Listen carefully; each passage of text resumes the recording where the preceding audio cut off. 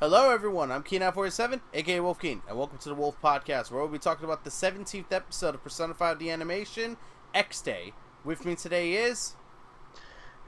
Hello everyone, I am Demon Kami GM.3000. Hey everyone, this is FlOrangey. Hey everyone, this is Mario Fanboy 15, aka that guy who could have sworn he just did this podcast or something. This feels familiar. Oh, stop it, you. Where are we? Well, we're dealing with the fact that my internet's being choppy as all hell, along with Cole's. We're dealing with the fact that we were late on one of the podcasts due to me not feeling too well and yada yada yada. And now BronyCon happened. Yep, and now here we are talking about, in my opinion, another miss in terms of a palace climax. But anyways, before we get started, any kind of comparisons that we make to the game and the animation are purely done for analytical reasons. And to give a synopsis of the episode, this is basically the end of the Futaba arc, basically. Well, at least the Futaba Palace arc, because there's still more to her story that we're going to learn later, obviously. And... oh, man, that's the best way I can say it, because... Here's a good description of it.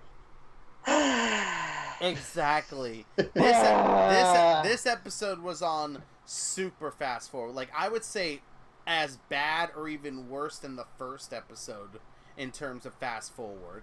Like, I'm just gonna pull Angry Joe and say they done fucked it up. Yeah, exactly. You done fucked it up. But this is what I'm trying to say. It's like, and the sad part is, there was, like I said, there was this one line where Futaba was talking, and it felt like she was talking in like one breath straight, and I'm like, breathe, woman, Jesus. Well, then again, I think she was talking to herself by then, like literally talking to herself with Shadow. Yeah, but that's what I'm trying to say. It's like, and not even that, she was talking so fast that the subtitles were passing by so fast. I mean, I can read quick, but holy shit. Even you have your limits. No, I was able to keep up with it, but not everyone is able to read quickly. The same thing like the text messages. But anyways, Dean, give your thoughts on the episode. You know, I was actually like genuinely curious on you guys' thoughts on this episode because given how the premonition was from yesterday when we were talking about it and how you said with the collective sigh, I went into the episode with low expectations and I thought, it's not that bad. Like, I honestly think it was fine. I didn't really have... like, yeah, I do understand, like, there was the, there were parts that were rushed, and I know we're going to mention a lot of this in comparisons, but there were some things that actually they got completely wrong in terms of the boss fight. And a lot of the things as well where most of the stuff is very plot dump heavy, but... Hi, Sojiro. Yeah, hi, Sojiro. But, I don't know, for what I could have gotten in this episode, I didn't think it was that bad. I'm going to hurt you. Oh, okay. Why? Well then, Cole, you take the floor then. I'm genuinely interested to hear your guys' thoughts on this, because maybe it was something that I missed, or something, because I thought that a lot of the story elements they introduced was fine. Yeah, it was a little fast forward, but I thought that was kind of similar to how the game did it in some ways. Well, anyways, Cole. Okay, so normally I don't complain about music cues when it comes to Persona 5 because half the time I don't notice them. But the way that Futaba's arc and the lead up to when she realizes that she was deceived the entire time, and that's what led to her spiral, is built in the game so perfectly, from the music to Futaba's shadow talking to her. Just the way that it's paced and stuff is absolutely perfect. And this is just a rushed mess, and I hate it. Yeah. I hate it so much. I hate it so much. I swear to God. Oh my God. and this, but for this episode, they used the relaxing palace music. And the sad part is they here's the thing. In the game, like she said, I know this should be in comparisons, but I really need to say it. In the game, like, you know, each picture from Futaba was shown to her, which is supposed to capitalize each of the events that supposedly led to Futaba really believing that her mother hated her. But in the animation, we only see the first and third one. We don't even get to see the suicide one. They don't even show them in order. Yeah, they show the first one, then the third one, and then go back to the first one. Which then again, they did that in the last episode too. And it's like it just makes me so mad because that entire scene, the way that it's put together and how Futaba's shadow just talks her through it. And honestly, I think the thing that just makes me hate it so much is the music choice in the anime. In the anime, they're using that really weird, tense, sort of dark music. But the one in the anime, and in the game, it's the calmer one. The one that's like when they're having their more contemplative moments. This is Futaba's moment of realization. And they completely ruin it by using the wrong song! Jesus. And wow, I am mad. Yeah, all right. well, you're not. I'm just gonna let you guys roll with this. I'm genuinely interested in just listening to her thoughts on this. Well, Dean had his moment. Now Cole's having hers. Well, yeah, she was genuinely passionate about like Futaba, and she just didn't want them to fuck it up. As for me, I was passionate about them fucking up Makoto. Oh, and they did. Police officer. Oh, come on. Dread shuffled wounds. We're talking about Futaba here. Yeah, and Futaba has like her own share of problems. Like I said, this is kind of why I said before we started this, it's rushed and makes no sense in areas. Yes. Cole, and I bet you're so super happy how at the beginning of the episode they show Akechi. Well, then again, Okay. Honestly, I can't believe I'm saying this, but that actually wasn't that bad. And that was a I good was scene. kind of happy with that reference because he's actually doing investigative work. Yeah, and he's figuring out that many of the items that the Phantom Thieves supposedly get are being sold in an underground market and then never are seen again. Like, that actually makes sense because it basically makes it that Akechi is getting close to who the Phantom Thieves are. Oh, and you know, he's a detective and all, and actually doing detective work, something that the game doesn't do. Like, literally, he's figured out that there's a connection with all the items that have been sold on the market. Now all he really has to do is connect that to the actual people that might have been involved. So, you know, it actually makes sense.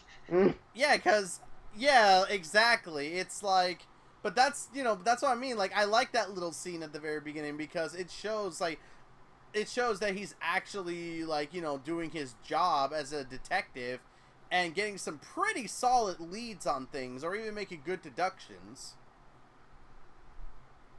Mm-hmm. But anyways, Cole, is there anything else you want to say before we pass it on to Zach? Okay, despite my complete screaming about how much I hated the whole thing with Makoto, the whole thing with Futaba's awakening, the lead up to it, I just need to say these two things. I actually did cry when she finally, quote unquote, temporarily reunited with her mother, the real cognition of her. I actually did I tear up a little bit when she was talking to her. Oh yeah, that was a really good moment, actually, and I think they handled that pretty well. Yeah, that was handled pretty well. I just wish that the lead up to it wasn't so fast, which is so weird because this episode, that whole thing was so fast and it was only 15 minutes long. Also, the way Futaba dealt with Medjed was absolutely hilarious. No, I said it. It's like in the game she did it from her computer, but here in the animation, it's like one click of the phone, fucking dead. It's like, yeah, it's like I love that because it's like Ren's like so Medjed, he's like oh yeah, I better take care of that. Beep. Yeah, yeah, and there it is, just done. Again, just like I said in a couple of episodes back, just goes to show how much of a fucking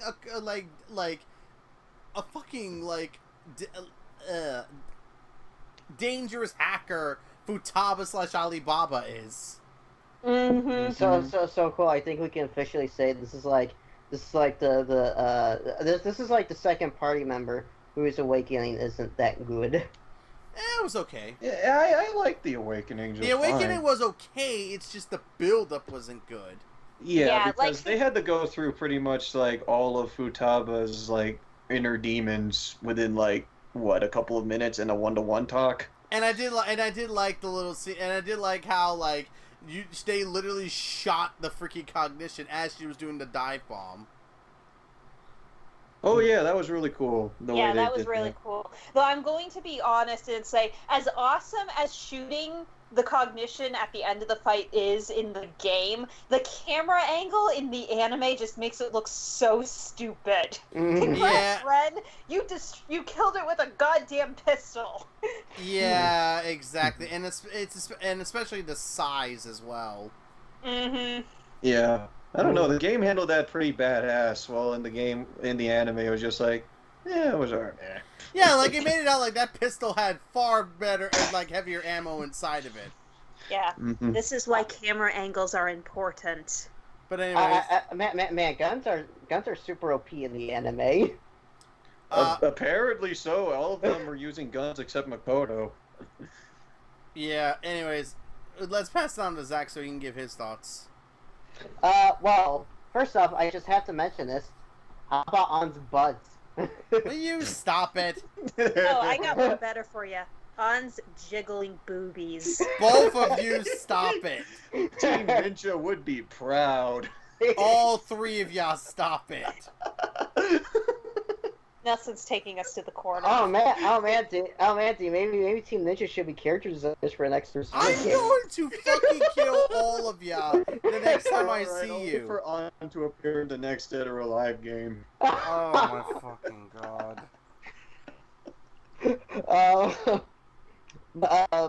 Yes.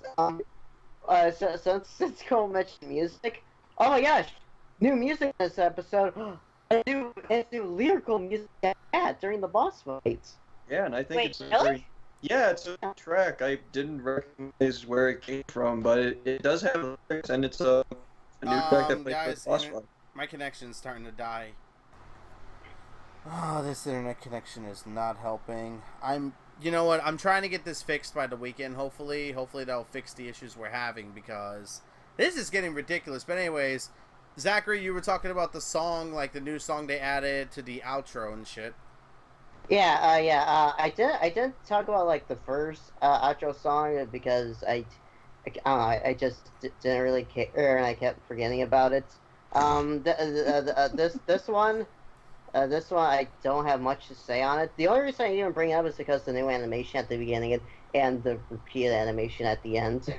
Yeah, what I actually like about what they included for this animation is that they had the animation with the bus, as well as it actually has the calendar days with even the episode number. I thought that was cool. Yeah, and again, including the calendar was a really nice touch, and I actually think it's kind of catchy, but oh damn, Futaba's walking animation. I hate to imagine who insert next person here is going to look like. yeah, but then again, Futaba is the kind of person that is, weird. Yeah, she's the weird one, but I don't think she was weird in that sense. Dude, she literally calls this guy an NPC. Oh, but point taken. And when it comes to this episode, one thing that I have to mention, basically the whole time, even though it was brief, the whole time they were inside the sky tree was funny. Yeah, Makoto's like, is that a Buchimaru? And it plays the battle music. Yeah, just like my Buchimaru senses are tingling. It's just like, I sense an eagerness. Okay, Makoto hugging the Bushimaru panda lovingly is something that is so pure, too pure for this earth. Oh Yes. my god. It was adorable. It was adorable. Yeah. Speaking of adorable, how about Morgana at the episode stinger? That was so cute, and I feel so bad for him because he's not gonna get it. I know, right? And we get, dude. I know someone might say, "Oh, wait a minute, is that a bit of a spoiler?" Not fucking really, quite honestly. That's more of Spoiler: a Morgana never gets his fatty tuna. Oh. Yeah. Well, you never know. The anime could change that. If the anime changes that, I'm gonna hate it forever. Yeah, Akechi gives it to him. Fatty tuna 0. Anyways, Zach, is there anything else you want to add? Not much else I want to add other than I don't other than like a few praises I gave it. I'm not a big fan of the episode. Yeah, going on to me, I'm pretty much the same way. I pretty much said this episode was rushed and it made very little sense in a lot of what it was doing. Cause before we get into the comparisons, again, I hate the fact that this episode was so freaking rushed in a variety of different ways. I also didn't like the fact that for some reason Sojiro was acting uncharacteristically nice, not only to Ren but his friends. It's like, how do we go from him being dismissive and not really caring too much about like that kind of thing to him being like, oh, your friends left, I would have cooked dinner for them. I'm just like, and as you the said, secret is in the confidant that we didn't actually see. God damn it! it's like, when did you care? As Nelson has said off the air, Sojiro just feels like a plot dump. Yeah, yeah, that was me that mentioned that. That was it's him like, that said that. I felt that Sojiro throughout this entire episode kind of felt like, I am going to explain a lot of what my experience with Wakaba throughout this entire thing and about my past with Futaba. And that was all he contributed throughout this entire picture, aside from maybe giving the tickets. That was pretty much it. I didn't really see much else, and even like developing him personally. I just realized that I actually was kind of wishing we had a flashback of Sojiro with Wakaba. Yeah, that would have actually been awesome to see, but... Yeah, that would have been really cool to see. What is it with this anime and having great opportunities at one moment and then completely shitting the bed the next? Yeah, that's what I've been noticing, especially because there were moments in where they actually did show like either side moments that we never seen from the game to other moments in where it's just like they either play it straight or they just completely miss the mark. Yeah, unfortunately, and you know what? That actually nicely leads us right into the comparisons and differences, primarily because Sojiro's character at this point in the game has already been established to be warm towards the main group and even the main character, but in the animation, he still comes off as a bit detached up until this point. Like, you know, he does open up and tell them about Wakaba and otherwise, but it never indicates that he's, you know, seeing them in like a more warmer light. And also, this is the biggest problem I have with the episode. The reason Futaba was found the way she was because in the game she was found basically unconscious outside of her house. Like, you skipped over that. Yeah, because remember, like, you know, the rest of the group went to talk with Sojiro while, like, Makoto and you know, Akira, basically, whatever, went to go see how Futaba was doing, and she was basically KO'd outside the house to the point they had to call Tai. Yeah, and they basically like jumped the ship with that, where they basically just said, okay, so any time of them exiting the palace and whatnot, they just skipped over that and just went to Tai taking care of her in her bed. Yeah, and Ryuji apparently bringing Sojiro over. Just like, you know, context would be nice.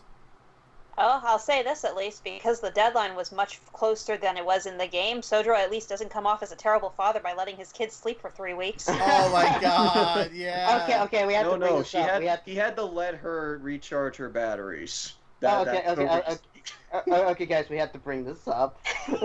Bring what up?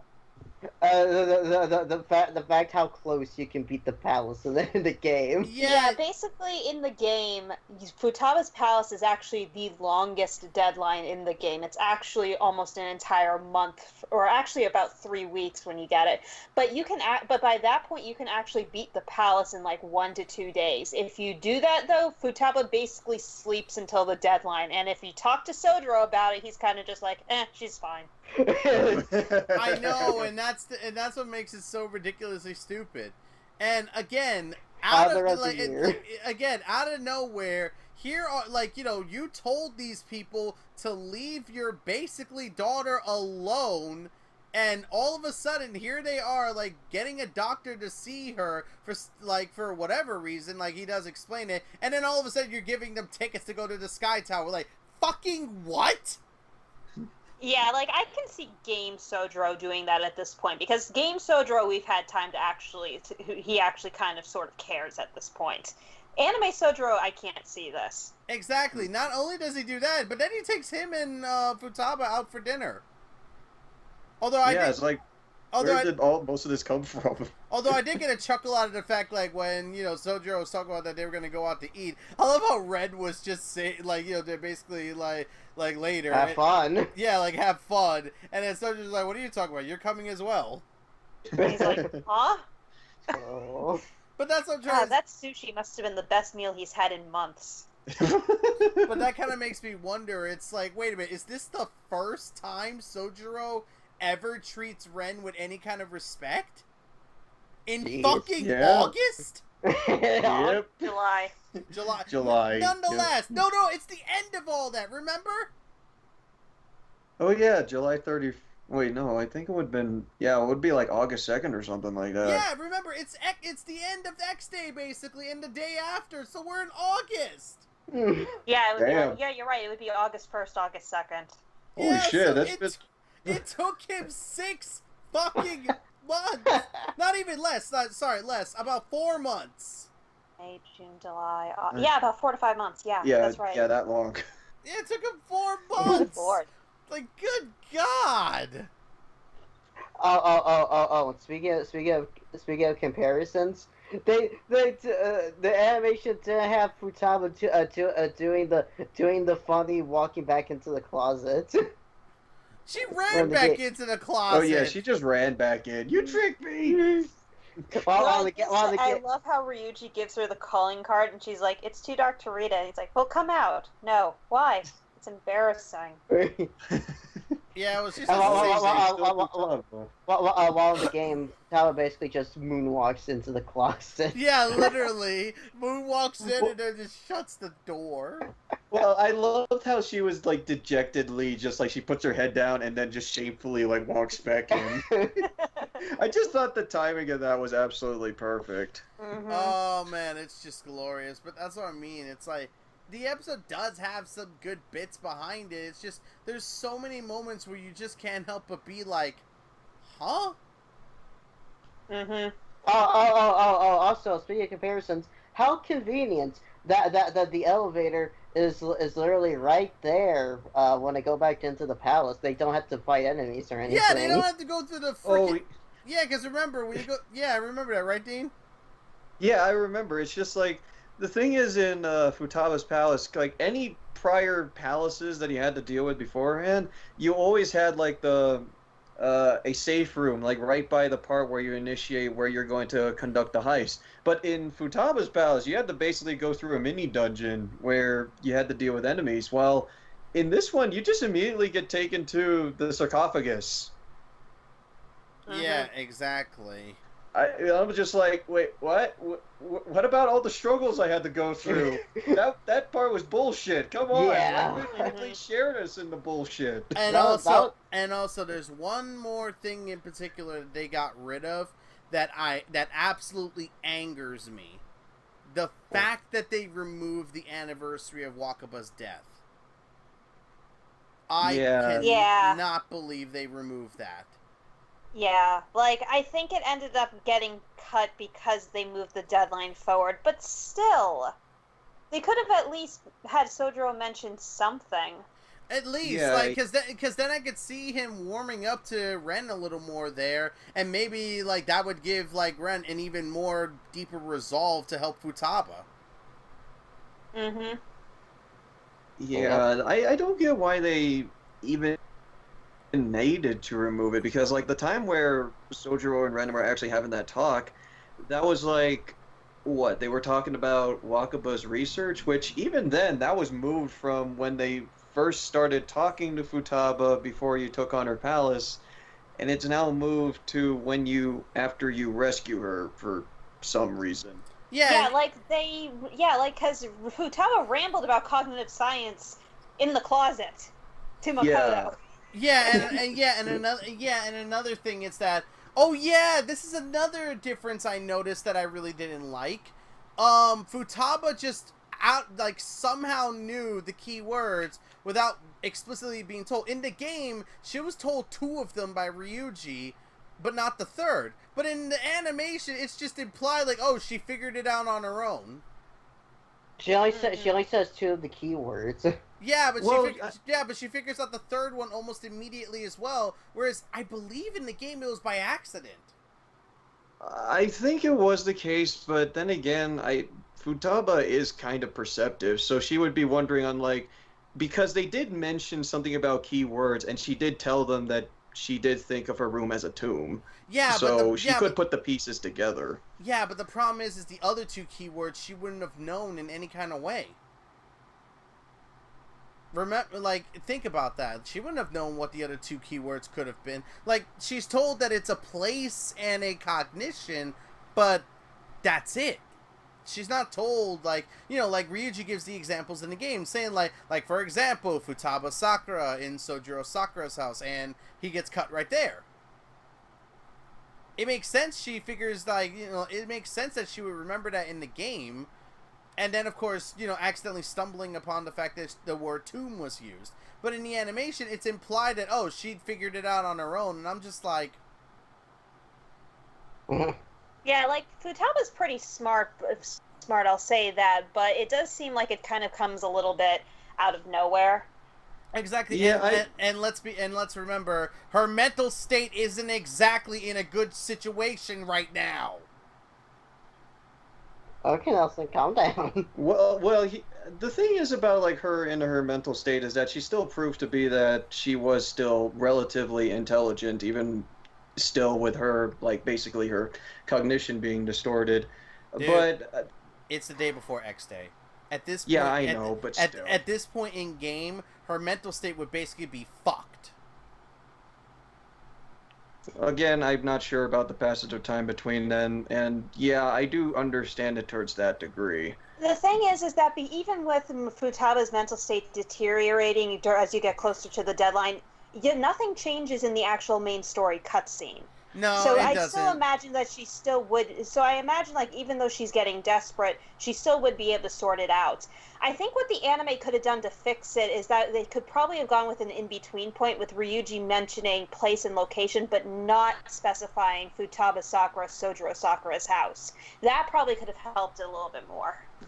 Yeah, a slight mention of that would have helped. Although I can't remember if they actually did show the nav and probably the things that you have to keyword in order to put it. I think it was just only a microphone, actually. But if it says name and location, I think she's able to figure what she technically has to put in. Actually, I think it does mention name and location. So she can infer, oh, okay, I have a distorted palace. So, Futaba Sakura, okay, Sojiro Sakura's house, that's where I am. Okay, then get the 3rd word. I think the one thing that mainly bothers me is that she seems so nonchalant about the app's presence on her phone in the anime, whereas I think in the game she actually was wondering where the hell it came from. Yeah, I was a bit bothered with. And she even thought that the app itself would help her change her heart and not anything else. Mm. Yeah, because the whole nav thing, that she notices that before they even came in, so I would kind of hope that they would have actually explained it, but instead in the anime it was just oh, she just so happens to have the nav for some reason. Mm. Yeah. So that part comes out of nowhere. Yeah, exactly. It's that's why I said this episode is rushed and there's so many things that make no sense. I can't believe that I'm saying it, but I would have been totally okay if they took their time and just had the whole episode focus on this conclusion. Yeah, I think the episode would have been fine if they actually did spend the entirety of the episode to actually develop more Futaba, because you can still maintain it. So she talks about cognitive science and she shows that she actually did have the nav in her room, all that stuff, but apparently some things have just been moved around just kind of oddly. And this is all the more reason why the anime needed more episodes. Yeah, this needed to be 30 episodes at the bare minimal. Yeah, the Skytree visit feels so... As much as I like it as being a breath of fresh air, it feels so out of place. It feels like it should have been after they dealt with Medjed that they went to Skytree as part of Futaba's recovery and rehabilitation. Yeah. You know, Yeah. what her confidant encapsulates. Yeah. The thing that I found weird about the whole Skytree visit, as much as I really loved it, especially Makoto, just saying, hint, hint. But the thing is about it is, why would you guys decide to go there when you know that the next day is basically your fucking deadline, where everyone is going to turn on you if you don't make it, and you're not the least bit worried out of Futaba? Because Sojiro gave them free tickets from apparently a regular. You know you can wait until the weekend to actually go to the Skytree, right? That there's like really no time like restrain you from that, aside from, you know, X day. Anyone besides me noticed Sojiro gives them 4 tickets, but there's 5 people. Yeah. Nope. Oops. Oops. Someone has. No, don't you know Ren had to pay for his ticket? That's exactly it. He had to pay on his own. Yeah, exactly. Just like they played rock, paper, scissors and Red lost. So he had to pay. Well, then I guess. Or Yusuke lost, but Ren ended up paying for his ticket anyway because Yusuke has no money. Oh, God. Oh. Oh, God. But anyways, I think we're pretty much done with the comparisons and differences at this point. There are some minor ones here and there, because I think I mentioned this earlier, and this might be a little nitpicky, but considering that it was part of the boss fight, the way they handled Wakaba seemed very off. Yeah. Because the thing is, the boss battle, for those unaware, you had to spend through the first part of the boss fight basically either trying to shoot her down or cast magic on her. And the way the anime interpreted is that she's just way too far to reach, so neither one of those things worked. And another thing, if I can say this right now, because this is a difference I wanted to bring up, this was also one of the first few times that in the game they brought up Morgana's abilities being basically tapped. That, like, you know, basically his limits in terms of ability is now at a point that he really can't do much. Yeah, and that would be the first time they introduced like the whole dive bomb thing, because that was her super move. Yeah, Morgana had no idea when she was going to come down and otherwise, whereas Futaba was able to perfectly predict when the attack would come. Mm-hmm. And that was the thing that I just found very odd that they didn't do, because if for dramatic effect they could have had it so they get surprised by the dive bomb attack while they're trying to take care of Futaba, and that's when Futaba would have awakened. But I don't know why they didn't actually go for something like that, and it would have actually have implied as well, and it would suit for Morgana's character that he would feel useless from that. So Yeah. I don't know why they had to omit that. There are other things as well that kind of bugged me a little bit in terms of the boss fight, because Wakaba's weakness is being hit physically, and I did not see any physical attacks been thrown. Instead, they kept doing magic for some reason, even though that deals half the damage it normally would. And shooting. But the ballista is magic. Oh. Oh, The ballista magically solves all their problems along with Anne's magically jiggly boobs. oh, please that stop. was true weakness. That was exactly what was the final blow that needed to be dealt, and that's what powered up their magic. So there you go. That Stop completely justified. They are distracted by the jiggles. Okay, all of y'all, stop it. Get some no. No. But one more thing that I had to comment about the boss is, God damn it. There is also some things like they didn't hold up her in order to consult with her, which I thought was disappointing. And they missed out a lot of opportunities for all-out attacks for some reason. Yeah, we haven't seen an all-out attack in fucking forever. Yeah, they did it a couple of times, then they realized, oh, we suck at this. Let's not do it anymore. Or it's just like, oh, we don't have the animation budget to do it again. Not that you used it very well the first time. Yeah, I mean, I would have at least liked the attempt, because, okay, bringing up the Persona 4 anime, they never did, like, you know, the all-out attack animation per se, but they at least showed like the stills where it shows like them posing coolly before they actually like go all out on the shadow. While in here, they missed out plenty of opportunities to do so, especially when you should have done what you're supposed to do with Wakaba, as in beat the shit out of her with weapons and junk. Exactly, and So that was the part I was legitimately very disappointed with in terms of the boss fight, because I really like Wakaba's fight. So, especially the ending where you shoot her in the fucking face. But anyways, I think we're good with the comparisons and differences, so now we can move on to the final part of the video, which is this a good episode for fans, or is this a good episode for casual watchers? So, Dean? I have a feeling that we all had a bone to pick with this episode in some way, shape, or form. Mm-hmm. Oh, yeah. Yeah, I had one, Cole definitely had one, Nelson did, and Zach did.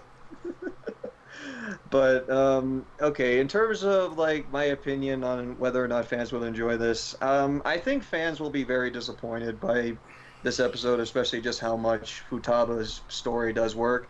Like, in my opinion, they handled it pretty decently, but there are a lot of things they did miss. And as you can tell, we knew a lot of the things that they did miss. So if you are noteworthy on some of that, you probably will note some more things, and probably more things that we didn't miss, too. So I think fans will be disappointed. As for casual watchers, I think they would like the story.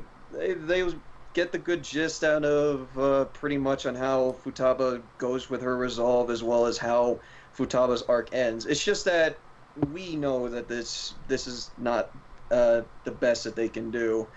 And I think that some of the casual watchers will be missing some details, or find it rushed, especially with having to pay attention to the dialogue between Futaba and her shadow. Alright, so Cole. Okay, putting my own personal grievances with this episode aside, I actually do think that casual watchers, they're probably going to think that it's rushed, but I think they're going to actually get a lot out of this episode. I think, though, that Persona 5 fans are going to be a bit more annoyed with how it was put together. Though there's also others who will probably just be happy to see Futaba reliving her story all over again. Mm-hmm. True. Zachary? I still hate it. Anyways, Zachary?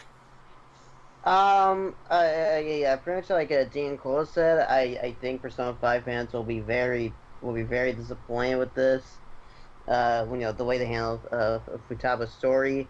And as for casual watchers, I definitely do think they'll like this, but I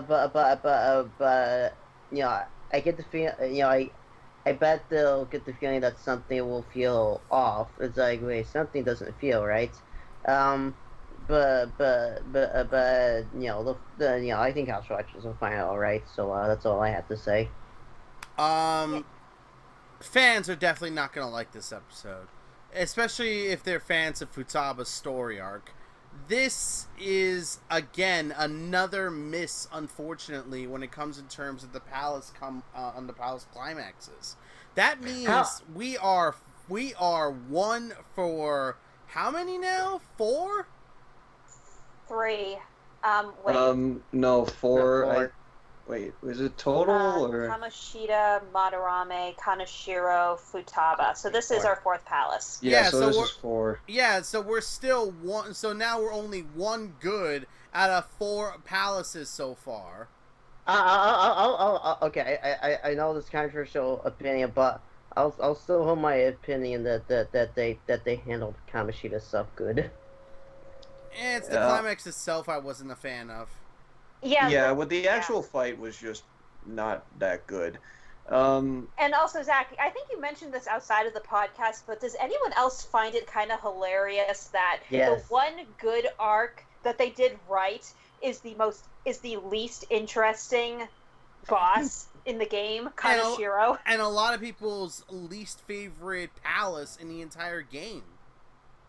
By the way, in the background, that's the fire alarm. Someone must have burnt popcorn again. Oh, god damn it.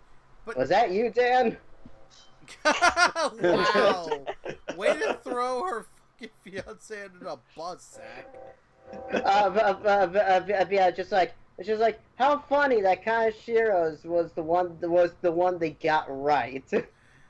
You know something I cool. just hope- You know something cool. If Dan sees this and hears Zach say that, he's gonna be like, "What did I do?" Oh my god! But yeah, exactly. Kanashiro's was the only one I think that was done really well, and even added a couple of things that were really good. Mm-hmm. Unfortunately, yeah, this is kind of why I feel like fans are not going to be happy with this one, sadly. Yeah, you know what? It's just my own speculation, but I have the feeling the reason Kanashiro's turned out good is because he's one of the more simpler ones. He is, but they added a few more details that really, like it really added on to the story arc. See, Futaba's story arc started really well, but then it fell apart. Whereas, like Yusuke's, actually. yeah, exactly. Yusuke's. But then we got Makoto and Kanashiro, which started off incredibly strong, especially with the way that they were handling Makoto's character in a more interesting and different way. And it actually ended pretty well as well. Again, Makoto fucking doing that massive Falcon punch. That will always be. Yeah, but you fucking punched Piggytron. Yeah. Yeah. Then we got the recap episode, and everyone hated it. Oh yeah. Nosedived. And I guess let's just say this real quick. Meanwhile, Kamoshida's start off good, and started off good as well, but kind of ended really mixedly. Exactly. Yeah, it's mostly with the boss fight, and need we mention the shit that happened with episode 4's ending? Yeah. Yep. Anyways. So that's where I feel that it handled mixed. But then again, they handled the confession pretty well, so... They really did, and they really did. But anyways, getting back onto this, yeah, I feel like this episode will tick off fans, and I feel like many will be disappointed, unfortunately, because to many, this is their favorite story arc in terms of Palace and such. Mm-hmm. As for casual watchers, I feel as though they will find some enjoyment out of this. I feel like a casual watcher will find some enjoyment out of this, but I won't be surprised if some say it feels a little rushed or it feels like I'm missing information. Yeah, like even most of the people who watch this casually, they're going to feel like it's rushed because it's just the way that it's being written. Yeah, and like I said, Futaba speaking multiple sentences in one fucking breath. Like, girl, take a breath. Breathe. You don't have the stamina to be doing this. But also when it comes to the stories themselves, correct me if I'm wrong, but Futaba's story and the first two palaces that are like the most popular, right? In terms of like which one folks thinks are good, because I know this one is ranked pretty highly. I mean, I love this palace too. Yeah, this one is not my favorite palace, but that's mostly because I'm at a point where the desert aesthetic is starting to wear on me. Yeah, like, this one is seen by many to be a favorite, but I know a lot of people that love the Madarame Palace as well. Oh, Yeah. Madarame is definitely my favorite palace, just because it's a museum. It's Yeah, a great aesthetic as well. Yeah, and the music that plays, that very, like, that theme that plays for the palace as well is very fitting. And Kamoshida's was a very great introductory palace. It was. Yeah. It was. It was a good way to get your feet wet, but also get you into the idea of, yeah, this is going to be tough. Mm-hmm. Yeah. But, Kanashiro's was a bank, and that was it. yeah. I actually don't mind, because on one hand it's uncreative, on the other hand, God, I miss robbing banks. And I love the music. Yeah, it reminds me of I'm sure Nelson will get this. It reminds me of the Unusual Suspects review. It's just like, a bank. Exactly. Hey, I'll listen to Price. I'll listen to the background music for the bank multiple times because that music is catchy as all hell. Mm-hmm. Now we're really getting off topic. Well, alright, we're technically in topic, but still. Well, we're still talking about the game, so an anime. Yeah, so anyways, finishing off my point, fans will definitely get ticked off and will be disappointed with this episode. Casual watchers, I feel like they might get some enjoyment, but I wouldn't be surprised if many of them felt this episode was rushed or they feel like they're missing information because, again, certain character dynamics and otherwise really don't work in this episode, unfortunately, because the anime hasn't done a very good job in establishing them, aka Sojiro. Mm-hmm.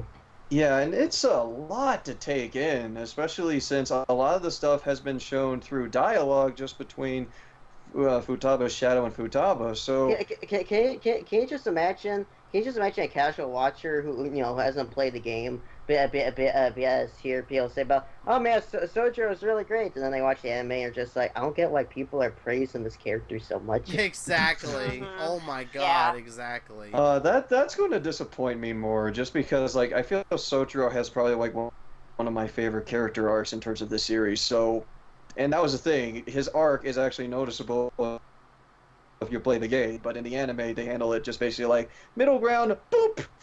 I've said it once, and I'll say it again, and Nelson and everyone else has here too. Sojiro got the shaft. Yeah.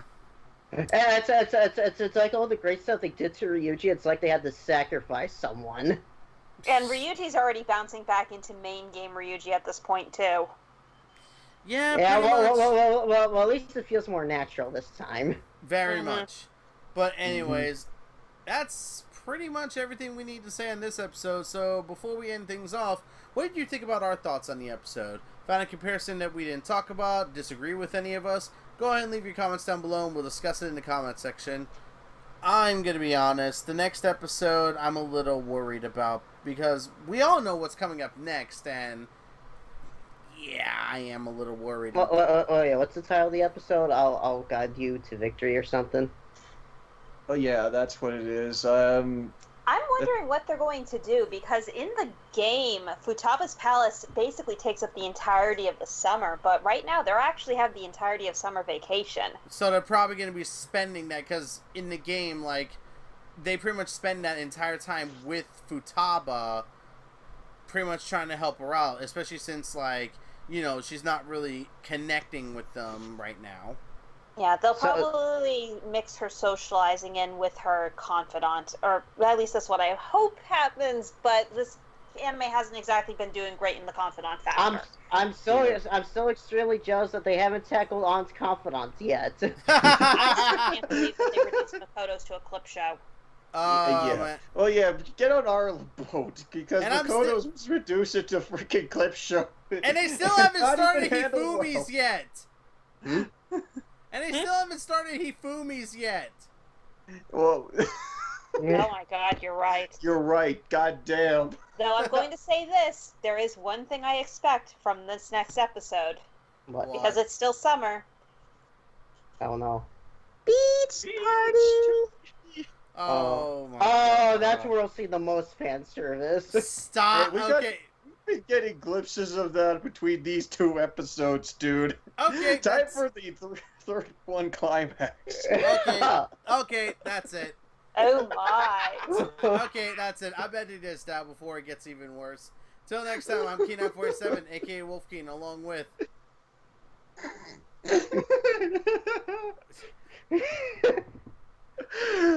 You know who I am. And you know what I do.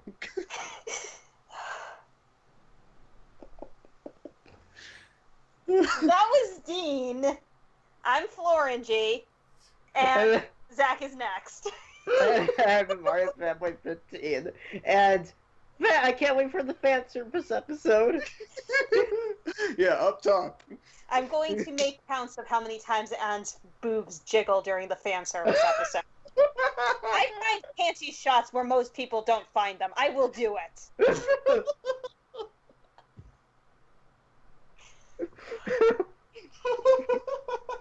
Nelson's so done. Nelson? Till next Nelson, time. are you still there? Till next time, guys. Take care.